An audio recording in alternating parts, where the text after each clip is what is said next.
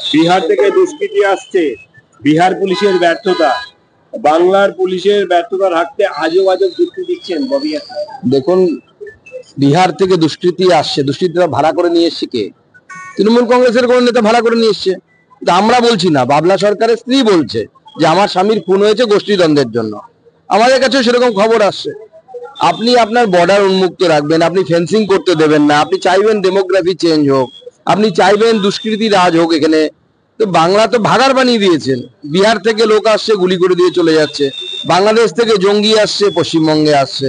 আধার card তৈরি করছে, 15,000 টাকা ফেলুন, আধার কার্ড, ভোটার কার্ড, আপনার পুলিশ অ্যারেস্ট হচ্ছে। আপনার মুখ্যমন্ত্রী কোন লজ্জাটাও কি নেই ওনার, বা মুখ্যমন্ত্রী দলের লোকেদের লজ্জা আছে কিনা আমরা বুঝতে পারছি না। যেখানে আপনার পুলিশের প্রাক্তন একজন অফিসারকে অ্যারেস্ট করেছে, একজন থানার প্রধানকে অ্যারেস্ট করেছে, আইসি কে অ্যারেস্ট করেছে, প্রাক্তন আইসি সামথিং হাই, আমি তার নামটা বলছি না। কিন্তু এটা দুর্ভাগ্যের যে নিজেদের ব্যর্থতা ঢাকার জন্য আপনি অন্যের দোষ দেখছেন। মমতা বন্দ্যোপাধ্যায় তার সরকার এটাই পারে, যা কিছু বামফ্রন্ট দায়ী আর মোদি দায়ী, আর উনি কোনো কিছু করবেন না। ভারত ও বাংলাদেশের মধ্যে 95 জন মৎস্যজীবীদের আদান প্রদান হচ্ছে। আজ 2 মাস পর বাড়ি ফিরছে ভারতীয় মৎস্যজীবীরা, কি বলবেন? দেখুন, মাননীয় প্রধানমন্ত্রীকে আমি এই জন্য ধন্যবাদ জানাবো, এবং আমাদের external affairs minister doctor S জয়শঙ্করকেও ধন্যবাদ জানাবো। কারণ বহু সময় এরকম হয়, মৎস্যজীবীরা সীমানা বুঝতে না পেরে অন্য দেশের সীমানায় চলে যান। তো স্বাভাবিকভাবে অন্য দেশের পুলিশ তাদেরকে অ্যারেস্ট করেছে, তো বা সেখানে যে রক্ষী বাহিনী আছে তারা অ্যারেস্ট করেছে। মাননীয় প্রধানমন্ত্রীর তরফ থেকে বাংলাদেশের সাথে বহুদিন আমাদের এক্সটার্নাল অ্যাফেয়ার্স মিনিস্ট্রি কথা বলছিল। সেই কথা বলে এতদিনে তারা বাড়ি ফিরছেন, সেই সমস্ত পরিবারকে আমার তরফ থেকে শুভেচ্ছা থাকলে এবং মাননীয় প্রধানমন্ত্রীকে ধন্যবাদ জানাই। দল ছেড়ে যাওয়া কর্মীদের বার্তা দিতে চান শুভেন্দু অধিকারী, এবং শনিবার তড়িঘড়ি পৌঁছালেন সদ্য দলত্যাগী অশোক করণের বাড়িতে দলত্যাগীদের বাড়তি গুরুত্ব দিতে এবং মেম্বারশিপ ড্রাইভে। দেখুন, আমাদের নন্দীগ্রামে বেশ কিছু লোক অন্য দলে জয়েন করেছে। মাননীয় বিরোধী দলনেতার কনস্টিটুয়েন্সি, উনি দেখছেন, আমরাও বিষয়টির দিকে নজর রাখছি।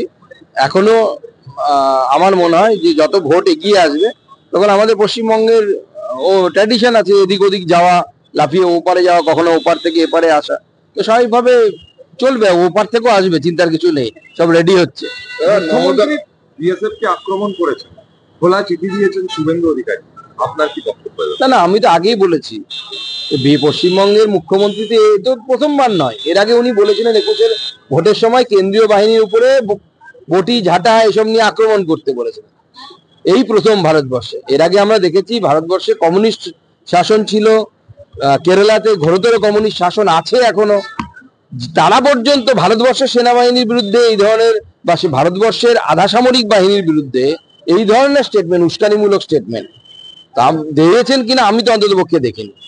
দুর্ভাগ্যের বিষয়, পশ্চিমবঙ্গ তথা বাংলা একসময় জাতীয়তাবাদের উৎস কেন্দ্র ছিল, এপিসেন্টার ছিল, সেই বাংলা থেকে এখন ভারতবর্ষের আধা সামরিক বাহিনীর উপরে লাঞ্ছন লাগানো হচ্ছে, আধা সামরিক বাহিনীকে টার্গেট করা হচ্ছে। এটা অত্যন্ত দুর্ভাগ্যের। তবে আমরা অভ্যস্ত হয়ে গেছি যে ভারতবর্ষের বিএসএফ এর উপর মাননীয় মুখ্যমন্ত্রী এই ধরনের বলবেনই। পাকিস্তানের হলে পরে উনি হয়তো ভেবে দেখবেন বলবেন কি বলবেন না।